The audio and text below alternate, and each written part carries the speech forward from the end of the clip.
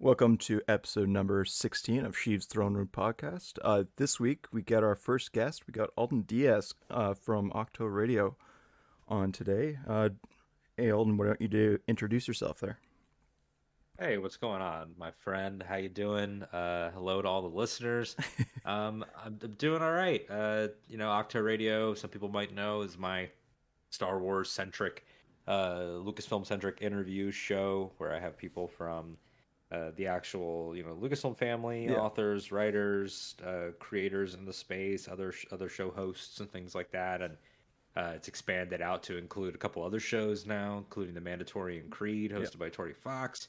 We're doing a rewatch between worlds. Me and Nikki Kumar going through all of Star Wars Rebels right now. So that's my podcast, baby. That entire Ahch-To Radio endeavor. I work in radio professionally full time. So my entire life is sitting in this chair into this microphone. Because since COVID, we've been working from home. So like, I spend 95% of my human living time in this exact seat where I'm talking to you now. Yeah. Like man, like I started this up because of COVID. I'm like, I need something to do. Like I Yeah. need a hobby. So it makes sense. And you've been killing it with all the expansions and people you've been getting on. So like congrats, man. It's been Thank cool to you. I watch. appreciate that. Thanks for the support. I appreciate it. Thanks for having me on to talk about that, to talk about all this stuff. And what you said about starting your show because of COVID, it is it is a sad but true, but also like real and sort of inspiring reality that it exposed, I think, sort of how lonely we all really are, like how much we need community in a lot of ways. Like once you took it away from us, even small things like going to the mall or going to the movie theater, not ever saying that those things are the most important things. But it's Obviously, integral. health. But yeah, but you start to realize you're like, oh, I'm a dependent. Like we're such social creatures, even when we're frustrated by it, that we've all started to need community more. Because I had Ahch-To Radio before COVID, Yeah. but it started to thrive when people were home, Yeah, where and I people think it we needed really those kicked off for conversations. you right after that Luke rant, did it not? If correct me if I'm wrong. No, I think that was a big part of it. I mean, it was like I had gone uh, a while with doing occasional interviews, but also some solo episodes, and the show was sort of finding what it was going to be. Yeah. But then, yeah, throughout 2020, we had sort of the guest build up, but that was probably a turning point where that went from being, again, you try to word these things without sounding like you're kissing your own ass. It was like it was a turning point from this is a Star Wars side project and I wonder how it's gonna go to, oh, I can actually make a bit of a wave Yeah. in this community and in this space, and like people are starting to pay a little bit more attention to what you're saying. So that whole string of Mandalorian, season 2, 8 episodes, 8 different guests. We talked about every episode, and I had regular episodes coming out, and I had October going on, which I didn't do this year just because of moving. But Yeah. so last year, yeah, that time was booming, and then yeah, and going viral off of that was definitely something. All right. So a little bit back. How did you even get into like Star Wars and stuff? Like what got you into it? I think a big part of it was that I've always wanted to be involved in. So on the real world side of it, I've always wanted to be involved in entertainment. I 100%. always thought that as a kid, I want to make movies, write movies, tell stories, write comics, whatever it was. But then also the stuff that I was most interested in as a kid was heightened sort of melodrama, fantasy. I'm a Harry Potter kid, I'm a Lord of the Rings kid, Mhm. but I'm also, like a wrestling kid, like that type of stuff where every week it's good versus bad, and then it's always, the biggest thing ever. And it's always heightened drama, betrayals, and teams, and all that stuff. And so I was always attracted sort of to the Shakespearean stuff, even as a child, before I knew what it was. Like I remember seeing my first one in theaters was Attack of the Clones. And Yeah, me so, too. Same. yeah, because we're about the same age, I think. I'm Yeah, 25. I'm Yeah, 26. there you go. Yeah, yeah. So the experience of seeing Attack of the Clones in theaters and not realizing at all, the film critical side of it, Yep. not realizing the adults in the room were rolling their eyes at some of the dialogue. You're watching it as a kid, and you're like, wow, like Anakin's not supposed to be in love, like, but The he's trying to seismic be a charge, hero. man. Yeah, like it all just throws you for a loop. Like that movie is so big. Yeah. Like it is huge, and it's a huge leap forward from anything that I was seeing at the time. Like, we had Raimi Spider-Man, or the X-Men trilogy was going on and things like that. But that movie was like just massive, and then you end with like Geonosis, and it Hmm. just it sends you spiraling into wanting to pick up every book, every magazine, Yeah. every anything that could tell you a little bit more, every game. That's how you get, your Knights of the Old Republic, or, for me, I love Jedi Academy. But then on the personal side, like, I didn't realize it until I was older, but that was helping me work out, like, only having one parent, and like all the personal stuff and all the stuff with like fathers, sons, and the Skywalkers and the lineage, and surrogate families and all that stuff. Hmm. So it was like just so formative, and I feel like every single day that stuff continues, and everything that we get that's new. Well, yeah, and that's what draws me to Star Wars too. I like as a kid, I've always been like mythology is my. I love Norse mythology, Greek mythology, Chinese, Japanese, all of that mythology, and Yeah. like Star Wars is a modern mythology, and it just tapped into that story, and like what you're saying with it just it gives credence to like family and all like little issues to big issues that come up, and that's why I love it as well. Um, let's go back to the Luke rant because that's honestly that's how I found you. I'd seen you around Mm, with obviously like we talked about before the podcast with like Charlie and Claire and all them talking to them. right. So I knew you through that, but then it really popped off with that. How was that? Was that a major like life shift in the terms of like obviously like the podcast and just your connections that blow up with that? Yeah, it wasn't really a major, I think, like a life shift, because I had already started to get Yeah.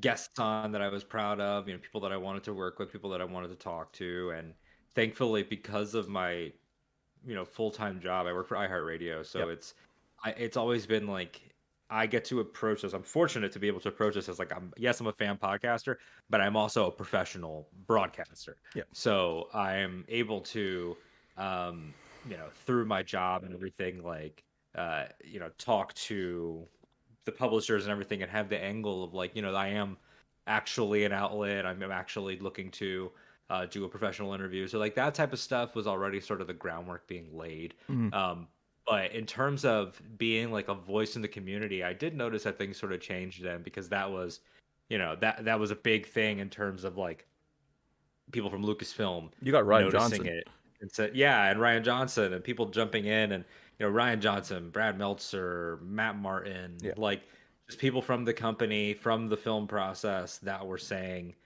this, this counts, like this is valid, this speaks to what we're doing, and to be held in that esteem, it's cool, like it really is Yeah. cool, and you don't want to ever let your ego get in the way, but you start to really appreciate the fact that part of Star Wars is that there are fans that cross over into being actual commentators and analyzers of the material. You think of people like the Damons, like Alex and Molly on Yeah. Star Wars Explained, and Love like them. of yeah, they're fantastic people, fantastic creators. That sort of back and forth with the media, and also with the people that talk about the media, there's that level of, wow, people are starting to care about your opinion, and it makes you think, nah, I need to have some sort of cool, because it's not like I was saying anything that had never been said before, that was never being thought before, but there were things that made me realize, like, okay, like I can present what I'm saying now, knowing that people are going to listen, and it can be, not like an essayist because it's tweets, but it made me realize, like, why not treat Twitter as if it was StarWars.com or anything? Like Yeah. you could approach anything by trying to write it to the best of your ability. Yeah, and I think that was the point of Twitter in the first place anyway. So it totally fits into that. And I think like it gets you some decent exposure as well. Mhm. Like you said, you got Ryan Johnson, so now you got like people actually paying attention to what you're saying. So did that bring in people that were less savory attacking you, or because I know like Oh Star yeah. Wars Twitter is just nasty sometimes, man. Oh yeah. I mean, the fandom spaces, it's like it is it's a double-edged sword of the internet too. Like the democratization of opinion. Yeah, Not that obviously it was already democratized as a concept. Like yeah, everyone can have their opinions, but the democratization of an opinion platform, yeah, you give everybody the ability to write their review or their thought, and then all of a sudden it's like, who are the real critics? Is real critic even a thing?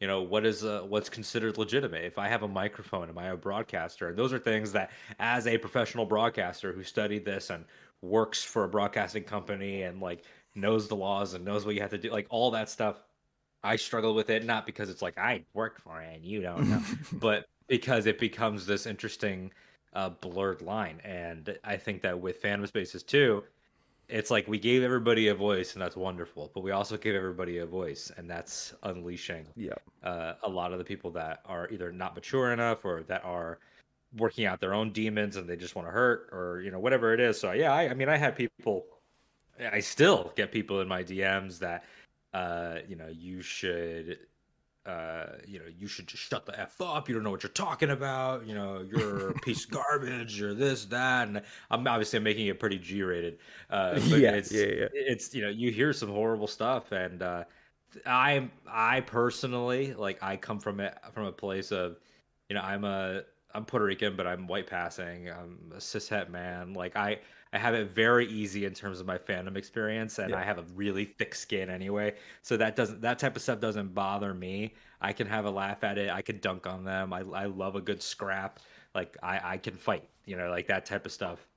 A verbal fight to me is no sweat, but Hmm. it does expose a problem. For people that are marginalized voices in the community. That yeah, it does. It's scary to know that they're out there and that other people maybe don't have the support systems or the not that they don't have the thick skin, but thick skin is built and you shouldn't have to build it.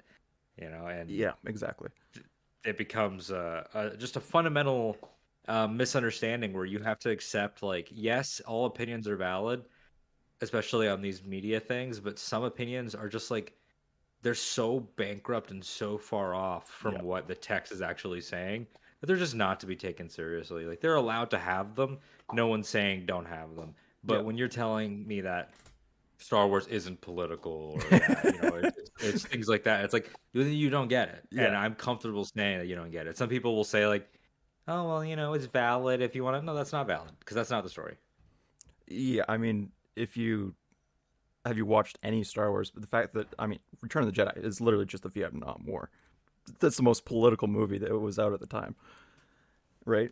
I mean, and the prequels, 90% of that Yeah, movies are politics. Like, I don't know. A lot of the ones that come out of the woodworks, I'm like, you say you love these movies, but you clearly are missing the point of like found family, all of this stuff. Like, did you watch the same movie as us? Um, yeah, so I think there's just we as a community just need to promote the voices in the midst that are like the positive, like not necessarily like ones we agree with, but positive. Like Alex and Molly are a perfect example of that. They are probably the best example of just being good people when it comes to the community. yeah. And People I like think that, that. like, 100%. Yeah, I get Alex and Molly. I'm a big fan of Ken, Joseph, and Jennifer on Force Center. Yep. Like they've been a Yep. big inspiration for me, and obviously I'm close friends with Imperial Senate podcast, Yep. like real life friends with them, and so there are people that in this community that I have become so tight with.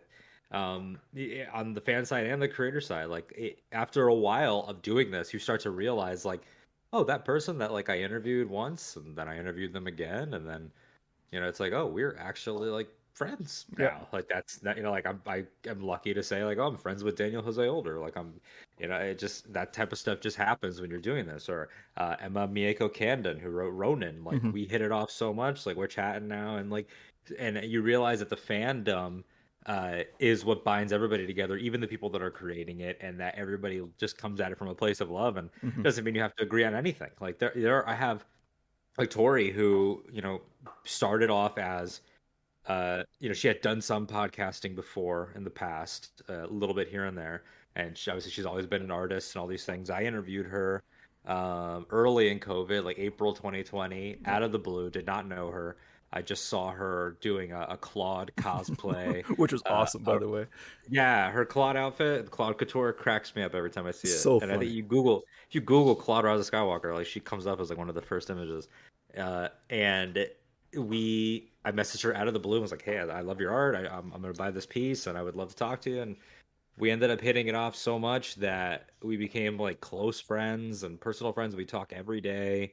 And then she wanted to start her own show, and so we collaborated on that, and I produced hers, and she's become such an amazing host in her own right, and we get to do these interviews together, and that type of stuff is what it's all about. Now, that said, Tori and I also completely disagree on certain ones of these movies, but that makes it interesting. Yeah, And oh, that 100%. I value, like, my least favorite Star Wars movie is Rogue One. I still like it, but it's my least favorite, and Hmm. that's her number one. And meanwhile, she does not like The Rise of Skywalker, and I have Rise of Skywalker in my top five. Yeah. A movie that is not at all controversial, of course. Uh, Everyone agrees on the sequels, of course. Yeah. But yeah, that type of stuff. If you approach it from a healthy perspective, then it's just enriching. Yeah. Like it's you have to look at fandom like it's a meeting of the minds, like a picnic, or like a club or something. Like you're all meeting to discuss these things, and it doesn't have to be a battle every single time, which is so funny because it's a franchise more so than any of the other ones. Like I love Marvel, I love DC, Yep. and I think that you go to them obviously just because they're so huge, and I love them deeply, but sometimes their stories do come down to let's kick their ass, as the moral, not as the moral, but as a solution. Like sometimes it's like, okay, he's out of line. We beat him once, kinda. Now he's back, and it's the end game. And you know what? We need to just wipe him out. Whereas Star Wars is not about that. Star Yeah. Wars is pacifistic, and so for Star Wars to have uh, a fandom that is so about infighting has always been chiefly ironic. Yeah, well, the number one, like, I want to see more lightsaber battles and like decapitations and stuff like that. I'm like, but that's not the point. Those are cool. The big battles are cool. Like, don't get me wrong. I'd love to see Yeah, a like big when battle, they happen, but they happen. They're great, but they happen with a sense of reluctance. exactly, You yeah, know, like the Battle of Yavin happens because if it doesn't, everybody's dead. planets will blow up. Yep, Like the one already has. The Battle of Hoth is cool. It is an escape. yep, The battle of Endor is the battle for the fate of the galaxy, but it's also in the immediate. It's about a race to this shield bunker so we can give them a chance at again saving planets, and yep, it's like that throughout all of Star Wars. It's not ever about uh, the egos or the personal battles of people clashing on a grand scale like it is in you go back to the beginning of Marvel. Like Iron Man 1 yep. comes down to the clash between Tony Stark and Obadiah Stane and what that means for the world around them. Box of Star Wars, scraps. yeah, exactly, yeah. Like you built the best weapon, Tony, and I'm gonna kill you with it. Yeah, Like we, Star Wars has personal beefs, but those beefs are always to the side. Like yep, Obi-Wan and Maul is a side story of the main saga that is happening, and it's built up across one movie, then another show where it's finally settled. But that is not what Star Wars is about. And even then, Obi-Wan is putting him down because he has to. exactly. Well, So, that's it, why I love that fight in Rebels so much. yeah. Like, it is literally Obi-Wan fighting because he has to. He's defending himself, Mhm. and he at the end he still cares. Like, he forgives Maul long before that point, and he cares Oh, yeah. about his fate, his soul basically. And it was one of the most beautiful fights in Star Yeah. Wars. Oh, I agree. I mean, it's peak Star Wars as chess. Yeah, The battle is over before anyone swings, samurai. and it's exactly, yeah. And to see Visions obviously play into that so much with the actual anime studios, actually exhibiting their traditions through their animation Yeah. styles. In The Elder, you can see that. In The Village Bride, you can see that, and how methodical a Jedi has to be, and how centered. And these are the choices. The choice to take life, as Obi-Wan says, like if you lean into your ability to take life, you have nothing. Yeah. It's not about that. It's about the fact that I am on guard, for the chosen one, who I believe is the chosen one. And if it comes down to you or him, it's got to be him. Yeah. Yeah. There. I lost my train of thought, but like there's all throughout is just about pacifism and I mean back to Attack on the Clones. The big battle is a rescue mission. It's not supposed to be a battle. It's a rescue mission for two Jedi. That's what it is. Yeah, The only ones that are absolutely. really like are battles, I guess, would be in the Clone Wars. But again, that's showing like the Jedi losing their way. Like it's all symbolic, and a lot of these people are missing that point. And Mhm. I hope, like honestly, I hope just people like you doing the your rants on whatever character just spark some people. Obviously, some people's minds aren't going to be changed because they just never will because they don't want to be changed. But I just hope that like people seeing these opinions and breakdowns just be like, you know what, that's right. That I totally changed my view on the movies, and that's what my hope because I care about this franchise so much, right? Yeah, and that's where it comes from. Like you want to be an advocate for Star Wars as much as you want to be a critic of it or anything. Because Yeah, of course everything is open for critical analysis. But what I try to do is I don't think of myself as a Star Wars pundit. I don't think of myself as a Star Wars critic. yeah, I don't really do news. Like news comes up on my shows, but like if you want to know what I think of the news, check my Twitter. Like I'm not gonna do a whole show about when is the trailer gonna come out? Because yeah, it's like I don't know. Like I'll talk about it when it does. Like exactly. it's not for me to rush art, but I like to be a Star Wars activist slash advocate. Yeah, What is it saying? How can we engage with what it's saying? What does what it's saying mean for the projects around it? How are the yeah, creators in sync with each other, even accidentally? Maybe they're not working together directly. That was such a big thing with the sequels. Like who is spiting who, but it's like I'm not interested in that because the stories are the stories. Once they exist, it doesn't matter anymore. exactly. Yeah, Behind the scenes is in the past. I can't change that. By the time you see the movie, that stuff has been over for months, if not years. yeah, That's how long it takes to make movies. So it's like if by the time you sit down and the lights go down and that movie starts, trust me, they're over it or they're going to deal with it separately from this. And at that point, you can choose to engage with the story that's on screen instead of the story that you either made up in your head or that you yeah. wish you had gotten and stuff like that, which is very important. Yeah, well, Last Jedi is a perfect example of that. There's parts of that movie I don't like, but I adore that movie. It's you got to sit down in these things and be like, okay, Hmm. what are they actually saying? Not what's the heart behind this. Or was there infighting? I don't know. I don't care. Like, I don't know. I think there's just that's why I love High Republic so much right now is because it's showing characters with different points of view being Yeah. all right with each other. Like the Jedi and the High Republic are there's way seekers. There's everybody views the Force different. It's Yeah. that's why I'm really enjoying the High Republic. Is I think it's a perfect stories for the time we are in the fandom. Yeah, it's a fantastic project. I mean, it really has exceeded, everything I could have imagined for it. Like I Yeah, knew it was going to be good, yeah, and I think we all knew it was going to be good, especially if you were a fan of any of those five writers. 100%. And I liked all of them going into this. I love them all even more now. I think that the perfect team and to see them all be in sync by not being in sync, and that's the Hmm. beauty of it is that they know the big story brushstrokes of what's going to happen, but at the same time, like you're saying they can all approach it differently. Like at the time of this recording, we just had Trail of Shadows start, right? Yep. And that's Daniel Jose Older doing a noir detective story in the High Republic setting. No one else in the High Republic has to want to do that, has to make a character like that. He can do that, and then everyone else can react or have small tie-ins and different things like that. So it just really is a powerful way to tell the story of an entire era that makes the prequels and the regular Star Wars saga better Yep. because now we've seen what things would be like if they actually did have some perspective. Yeah.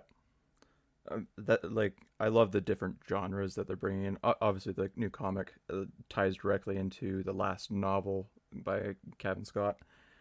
Uh, Almost Yeah. like immediately. So, but Yeah, you I literally get to see the scene, and it's as just as horrifying as it was when you read it, if not more so now. speaking of the Rising Star, like I just saw your tweet about that song. Sorry, the Tempest Runner, where they're singing Yeah, that song. Like no joke. I was laying in bed in pitch black, the same as you were, and that song went. I'm like, what the hell is this? I I was not ready for that. For people that don't know, like basically, long story short, in Tempest Runner, which came out in August, I think, Yeah, yeah, it's beginning of August. there's a scene where there's someone is doing a creepy lullaby, and it's they draw attention to it. Everything stops. You hear it for like 30, 40 seconds, and then the story continues, and someone's like, "Shut up, cut it out with that," and you don't really think anything of it. You just think, "Oh, they're crazy." Then this issue comes out by Daniel Jose, and that was by Kevin Scott. Yeah. Then this Daniel Jose older episode or issue comes out, and you're like, wait a Oh, second, like what? And then you're like, oh, those bastards! Like they had it planned out. yeah, And so it's rewarding you don't have to read more than what you want to read. You don't have to if you're not into audiobooks or anything. You don't have to ever listen to that. yeah, But if you do, it's like, oh man, like now it's in my head too, in the same way that it is the characters. I have also heard this in the same way the characters have. So it becomes this multimedia experience that's so clever, so well laid out. A great example of that synergy is if you were reading Rising Storm and then right after you read Race to Crash Point Tower, yeah, that those books happen at the same time yeah, and they share a scene right in the middle with Ty Yorick, Ram Joe Moram, and Lula Talisola, and you get to see sort of how the different perspectives happen for two different age groups. One is an adult novel, one's a young reader novel. So it's just, yeah, it's just peak what Star Wars can do yeah. better than anything else. I think it's a perfect template that what we could get in the future in terms of like even the movies and TV and everything like that. Like if this is working this well, they can. Honestly, Disney's probably looking at this, being like, you know what? Let's do this with the Mando timeline. Let's do this with the movies. So I mean, it's just a proof of concept, honestly, and it's very really exciting and like really rewards people for listening, but also doesn't degrade for not. We have people on this podcast that like they just got into Star Wars maybe 3 years ago, and purely because I wouldn't shut up about it.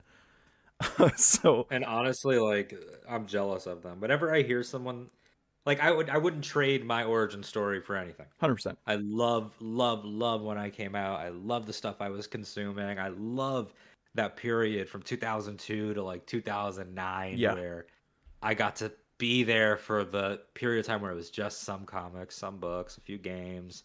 Battlefront was huge, things like that, KOTOR. And then like I was there for the beginning of Clone Wars. I was there for Force Unleashed, like all that stuff. But people that get in now, oh, I hate them. yeah. I I'm hate like, them. you guys are Like spoiled.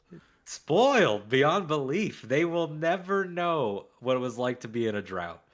Obviously the original trilogy fans had it the hardest, Yeah, 83 to 100%. 99.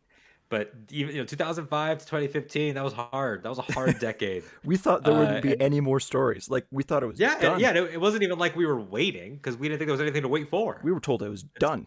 it's just over. And like anything you got that was extra was a gift. Yeah, Like back then, people forget, not so much Force Unleashed 2, but Force Unleashed 1, George used to say, or he said kind of that it had his stamp of approval. Like Force Unleashed in Legends counted. yeah, Like people considered that was part of the story between 3 and 4. And now it's like we have we have Solo, we have Rogue One, we have Rebels, we have Fallen Order. Like that era is more rich and fleshed out than it's ever been. And they had the sequels, and it's like, oh, the sequels are over, but don't worry, there's a streaming service now. 10 years ago, I would have been like, what's a streaming service? yeah. Like number one, and then A number Star Wars two, TV show? oh my god, like that seemed like you obviously we used to hear the rumors and the Yeah, reports about the show George was trying to do, Underworld, and detours and and stuff like that. detours, and it was like, okay, like yeah, animated, but they'll never do a live action because it's just too big to put on TV. And then Game of Thrones changed the world, Oh, with 100%. with what post Game of Thrones. that's when I was like, maybe like these things that seemed way too big for TV aren't anymore. Yeah. Lord of the Well, Rings, Star Wars, and now both of them have shows. yeah. I mean, what was the budget for Lord of the Rings? It was like 468 million or something like that. Like Yeah, it's like ridiculous budget. it's ungodly amount of money. Like it's crazy. And even Harry Potter. Harry Potter's got a show in development at HBO Max. Oh, So really? I soon didn't we'll even know have. about that one.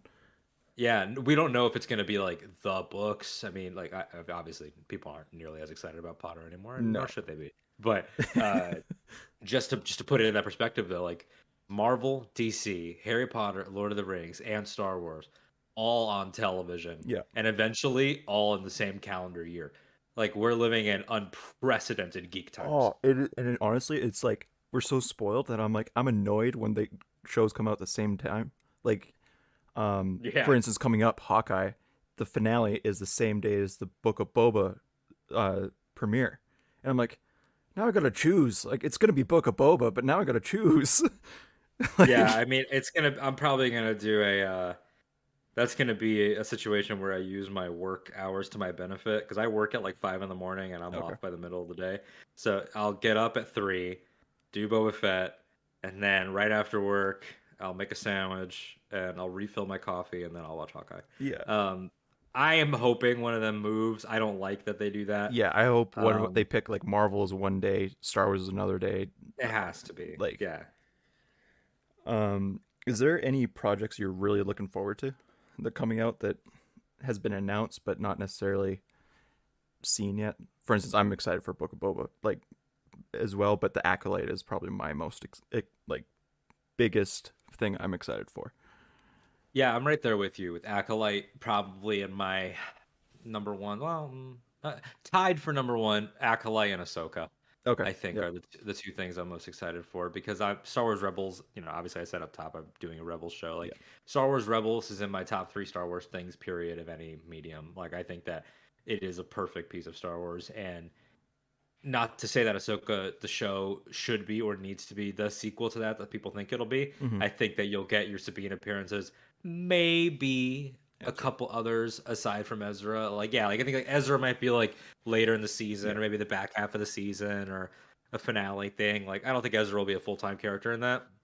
Um, but I mean I'm down to be wrong. We don't yeah, really know anything. 100%, yeah, But that journey making it to live action, like Ahsoka being in live action, is so poignant and important because that was the character that she is the torch. Like they talk about the passing of the torch, she is the torch. yeah, 100%, Like George and Dave made her together, and then she becomes Dave's as he takes this and blooms into his own creator, his own leader, his own man within the company and within the storytelling. And for her to be able to go from the most panned thing since Jar Jar, yeah, all the way up to being the a fan favorite that can make people cry, like a fan favorite that had people had a room that blew the roof off the place with Ahsoka Lives, at that celebration when oh man, Filoni changed his t-shirts and mid panel and like how excited everybody was, and then for Mandalorian season 2 to see her interact with Grogu and Din and these other characters yeah, like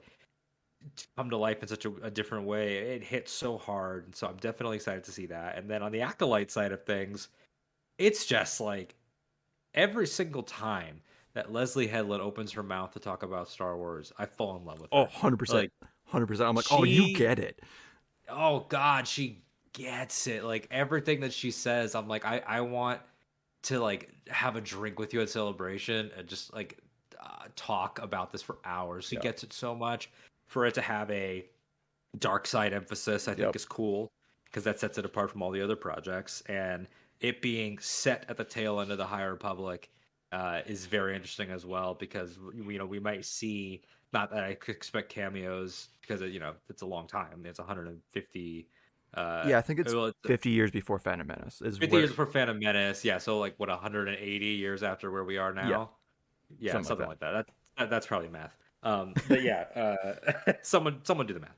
But yeah, so 50 years before Menace, like you don't want to think of everything in terms of character appearances, but it's like could there be like an old Buryaga? Probably. Like will you see Yoda?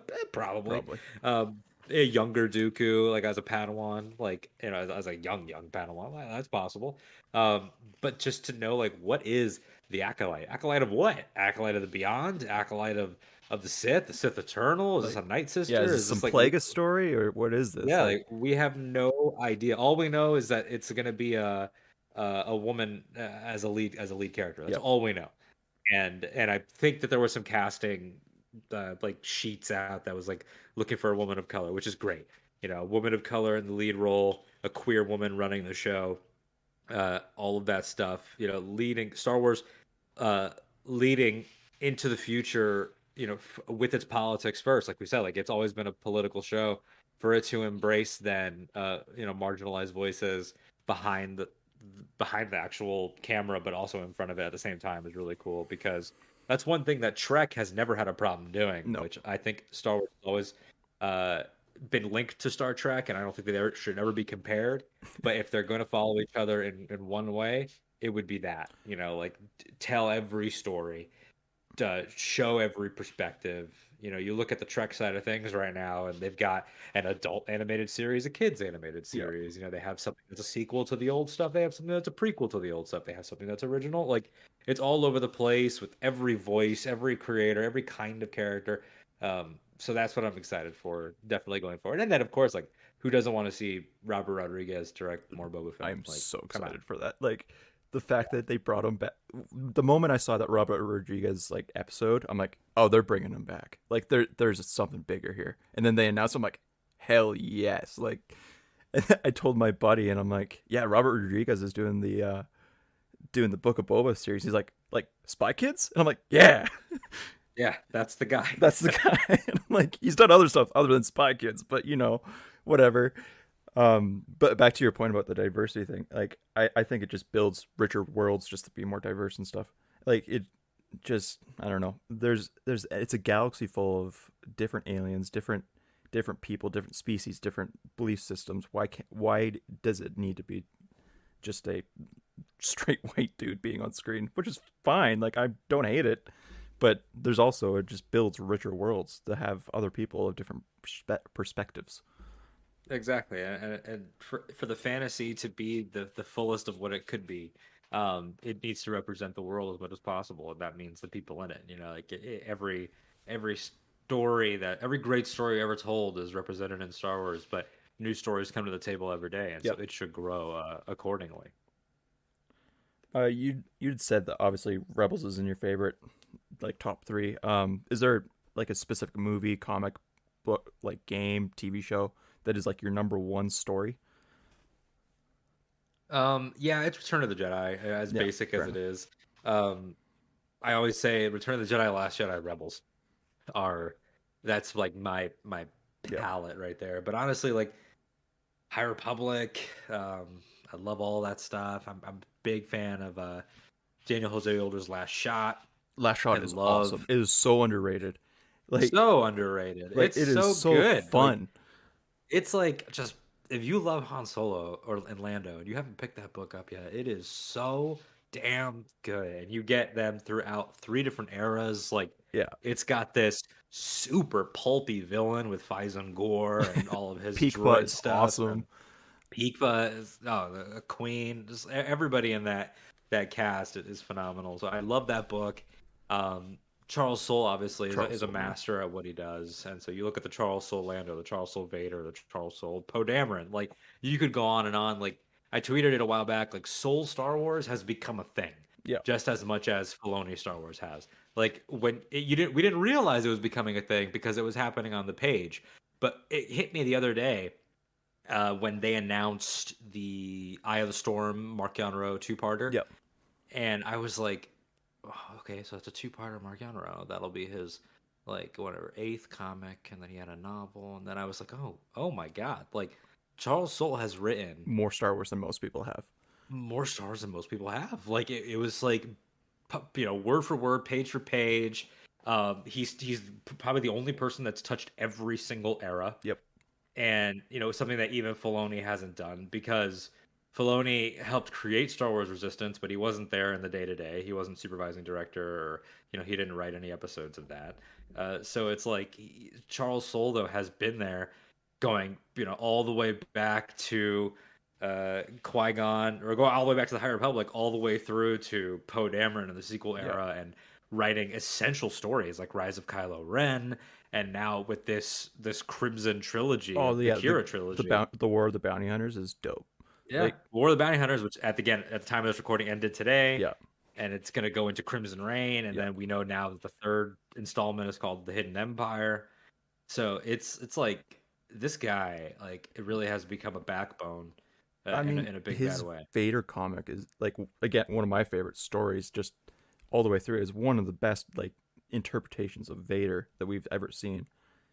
Yeah, Like he yeah, it's pretty wild. talk Like about someone it who is gets it. the Oh yeah, I mean, just gets it and is able to look at the whole of Star Wars and make all the eras matter to each other. Something that I preach about on my show all the time is like the tapestry. Like Yeah, Star Wars moves backwards and forwards. It's this wide thing that can be expanded upon on both ends, past and future. And how does everything change everything? And a beautiful example. And I got to tell Charles this in person at Celebration Chicago, and we had a great talk about this moment is when Vader is hallucinating, or not hallucinating, when he's having that his force force dream. sort of Yeah, experience, the vision and everything in the comics, and Padme says the "Are you an angel?" But it's in that horror sort of setting this time, and it calls back all the way to their very first meeting, and it's like that line has been made fun of since 1999, and yeah. you made it Epic. horrific and moving and epic and powerful and Shakespearean and biblical. And he was laughing as I was going on about it, and I'm like, dude, you crushed it. Like this matters so much. And now when I see Phantom Menace again, I'll think about how it's burned into his mind The when he's pain. Vader. All of that stuff plays together, and that Vader run is the perfect balance between Darth Vader classic and Anakin of the prequels. 100%. Yeah. And that I think that's the most important part. I think one of the my main issues with the start of the Disney era was that they kind of ditched the prequel era for a little bit there.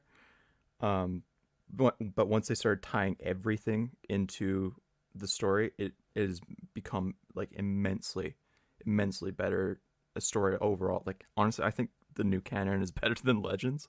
Legends was a mess at the best of times. Um, Yeah, I mean, I completely agree with you. Legends has good ideas in yeah, it, but Legends, like, it's too sci-fi, I think, and it ends up going pretty bananas with a lot of its concepts so far because they were left unchecked and they thought it was over. So it's like I don't blame them. yeah. Like that, it just felt like it was this place where anybody could play and do anything. But Well, now we're Luke's a back. force god by the end of it. He's like they're literally fighting Yeah, a like a thing of the dark side, just literally pure dark side. That's what they're fighting. yeah, exactly. So it just becomes it becomes this larger than life thing. But I'm so glad that we're now telling one story. Yeah. Not everybody doing whatever they want, um, but now it's one thing that builds together. How do you feel about contradictions that show up in stories? So, like example, the Kanan comic and Bad Batch kind of Right. thing. How do you feel about that? The way that I approach it is like this, that I've said this before, and I always go back to it. I can't remember when he said it, but Pablo Hidalgo, maybe it was on Twitter actually. He said once, talking about the infamous Han and Greedo scene. Yeah. And obviously, we all know the history. It was originally one way, then special edition, then it changed ever so slightly again. It changed ever so slightly again, and then it changed ever so slightly again. Yeah. And we got the McClunky edition with the Disney Plus release, which is fine. I don't care. I don't mind it. And I think that Pablo had the perfect approach to it, which was this: it is a myth. Yep. It happened a long time ago. And really, the detail that matters is that Han lives. Yep. Greedo does not. It's basically Han and Greedo walked into a bar in Mos Eisley. One of them walks out. Uh, one of them walks out. The shots were fired. Greedo died, and that is the core of it. And so, with that in mind, with it being this evolving, moving text, this evolving myth, we see that every interpretation of Thor. You talked about myths up top. Norse myth, Roman mythology, the Yeah. Chinese myth, like everything is always amorphous, always changing. There's always slight variations. We see this with how all the major religious texts in the world are essentially telling the same story Exactly. Yeah. about the son of God and things like that. So we could talk about all the ins and outs of Star Wars in the same terms. And so when you look at an example like Kanan, which is sort of the one that started this conversation in a big bad way, the core, the meat is there. Kanan, Depa Billaba on collar with their troops. Yep. There was a betrayal. This, that, the other thing happened. There were clones there. In the Kanan comic, we did not yet know that it was the Bad Batch. That was the best telling of that story that we had Yep. with the knowledge of the world and the myth that we had at the time. But their Now we colors are have wrong. exactly, yeah, that's where it becomes like a are you more interested in trivia or are you interested in story? Yeah, exactly. And I respect the trivia aspect of it 1000%. And I respect that there are people that know the names of every blaster. I don't know the names of every ship. I don't. Droid. I don't. That's great, but that's not theme, And so when it becomes a conversation about that, you take what works and you synthesize it in your mind. Like it requires you to do a little bit of work as somebody that is reading this book. If it's a long time ago, which is essentially a once upon a time, it's a fairy tale. So you open it up and you read it and you say to yourself, well, this is happening now in this way. And even though that first issue of Kanan, that's not exactly how it was told once I finally saw it, issues 2 through 12 can still happen exactly the same way. Hmm. So The that story beats story are still still the same, counts. exact same. Story beats are still the same. You just finally saw it with a bit more clarity, a bit more of a firsthand Yep. telling. And then who knows? Like in Galaxy, maybe somebody who was there that day, tells a story and people think differently of it. Like, who knows? So that's how I approach all those things. When something, like the Lego specials come out and people are like, "Oh, the Lego special takes place after Rise of Skywalker." I think that's awesome because it's a cheeky, fun way for them to say, "Here's a Lego holiday special where Finn is training to be a Jedi." Maybe that is happening somewhere out there right now, in a more official way. Yeah. This is our little tease at that. The Terrifying Tales came out, and it's Poe Dameron going to Mustafar and the Sith Hotel and all that fun stuff. Like, yeah, I'm pretty sure that it's not, episode 10 will be about the Sith Hotel, but you could assume though, like maybe Poe did visit Mustafar Yeah. after the sequel trilogy. Maybe he did Like, find what's his nuts in there. yeah, exactly. So it just becomes a conversation just about what is, who are reliable narrators, what is the actual story Yeah. being told. So I think basically, long story short, TLDR for that answer. Don't worry about it as Exactly. much. I think there's much bigger things to worry about than the color of the storm or the clone trooper's armor. Like, calm down. Yeah. Yeah. Um, is there a dream project that you would love to see created in any shape or form? Like, for instance, I want a Guy Ritchie heist film set in the underworld. That's what I want. Oh man, Guy Ritchie on a Star Wars heist would be it's so wild. I Because like thought he should have done Solo. Honestly, like what they were not looking for, I'm like, he should do Solo. He would be perfect for that. like when you're thinking about like Coruscant and like the different Yeah, levels and all of the stuff that you could do like speeders and midair, like how Guy would direct that type of action would yeah, be like how he did like pretty rad. King Arthur or Man from Yeah, Uncle, like just the right. weird cuts he does with time. Anyway, Hmm. but that what would be your dream project? I it's so interesting. Like I want them to lean as far into the Force as they possibly can. Hmm. Like High Republic has been a treat because you get, like you said, everybody's perspectives on the Force. Um, Star Wars Rebels with the Loth Wolves, the World Between Yeah, Worlds, the mystical nature of like what is and what isn't. Is this actually happening? Is it happening in your head? Does it even matter? Like Mortis, like how Mortis they is just wake weird, up and man. they're not on Mortis anymore. It's my And it's favorite. It's like my favorite arc. Like legitimately, it's it's so weird. it's fascinating. It's fascinating, and every time you watch it, it's like, it's like reading a poem again. You're like, okay, I think I got something different this time. Like, I would love to see that on screen. I don't know if it's like, I don't know if it's the type of thing that would need to be told on as a television show. I'm not sure, but just something that leans all the way into that stuff. I've said on Twitter and a couple other places, people have asked me like, I would love to tell a story about a Jedi Temple guard whose like identity is compromised, and other guards get killed because of it, and the guilt, and sort of do like a Lion King thing where running away and then coming back and all that stuff. I think there's great potential there to do that type of story, because Star Wars has done so many of the great archetypes, and they sort of get there with Kanan. But I would love to see sort of that Simba, Hmm. Aragorn, run away from the throne. Like you were meant to be more than this type story, which is sort of what they did. They had tried to do in Star Wars Legacy with like Cade Skywalker and Yeah, stuff. and that was a Um, lot with like the Sith Empire and stuff like that. That was yeah, great yeah, and all yeah. that. So something like that, I think would be really cool. But yeah, I would love to see something like super mythical, Yeah, full of just like tones, long silences. Like I really, not to yeah, I hate being like uh give me another white guy directing it. But like honestly, like when I saw The Green Knight, I just saw that last and night. Just saw it last oh night. man, dude, David Lowery Yeah, doing a Star Wars film like that, yeah. that is so painterly and so quiet and methodical. Um, so much of his inspiration actually came from the Ewoks movie.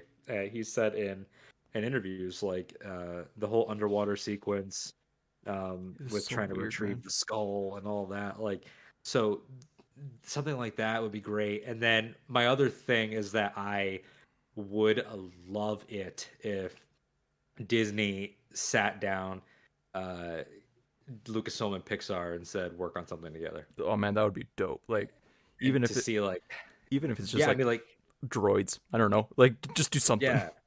Well, Droid Story is at least happening, Yeah, yeah. with ILM. But I mean, But like to do something like something with that. them, like, I would love it if they were like, "Hey, Pixar, here's our entire, bank of amazing Star Wars creatures.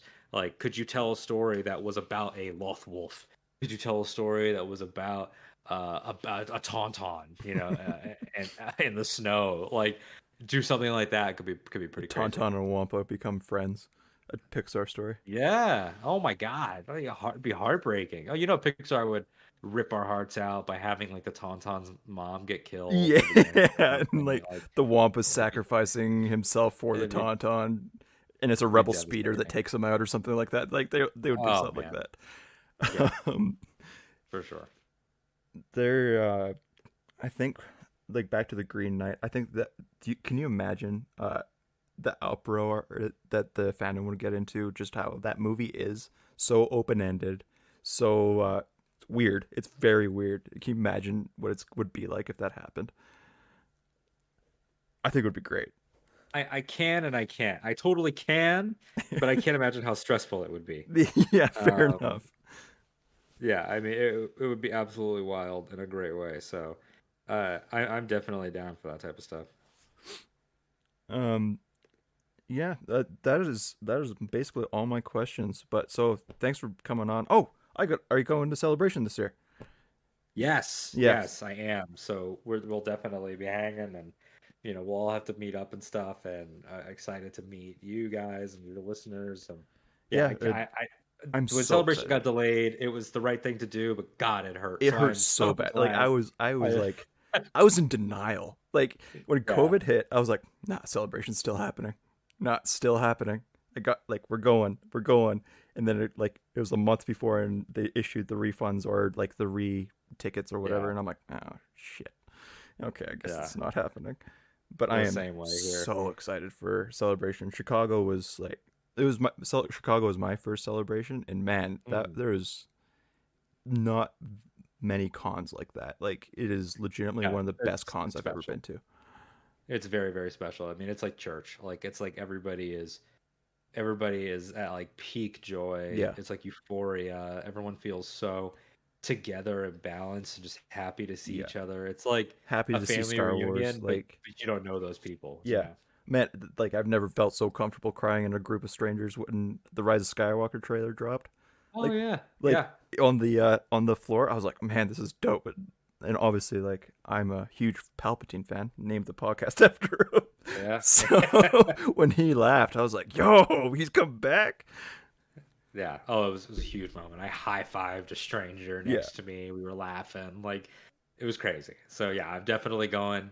I'll be there all the days, Yeah. and I'm super excited about it. It's going to be very special, I think, because we'll have had that break. It'll be sort of like a reunion, and it'll be an opportunity for Rogue Squadron, for whatever Taika's doing, for Mando season 3, Yeah. for Bad Batch season 2, all of this stuff, plus the fact that we all miss each other, plus the fact that it's the one that's closest to now Galaxy's Edge, Yeah. which was something we did not have in 2019. No, So how we is had that going to freezing play in? cold Like, Hoth weather outside. yeah, exactly. So like Disneyland is literally right down the road. Yeah. So how are they going to work that in? That is going to be an electric feeling. So I can't wait. Yeah, I'm very excited for it. Well, let people know where they can find you on Twitter or anything like that. And yeah, Yeah.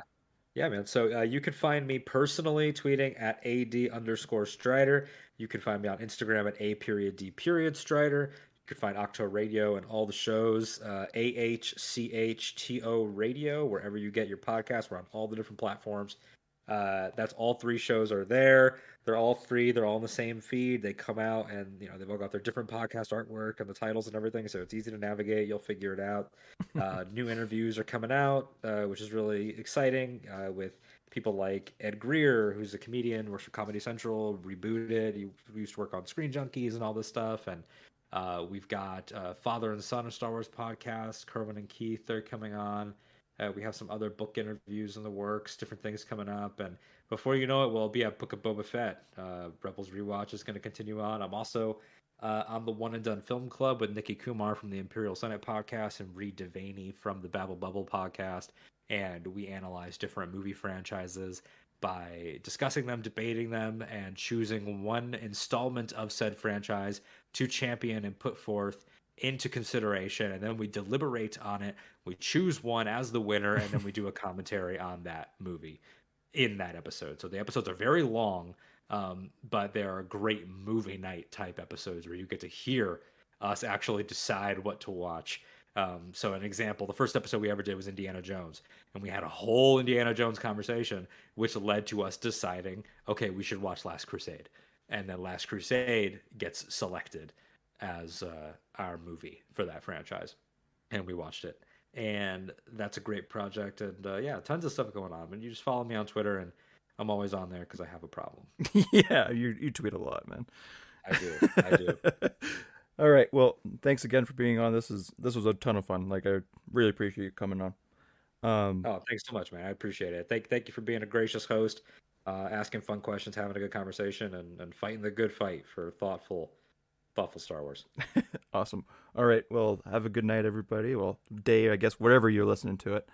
Yeah, we'll see you next week. Okay. Have a good one.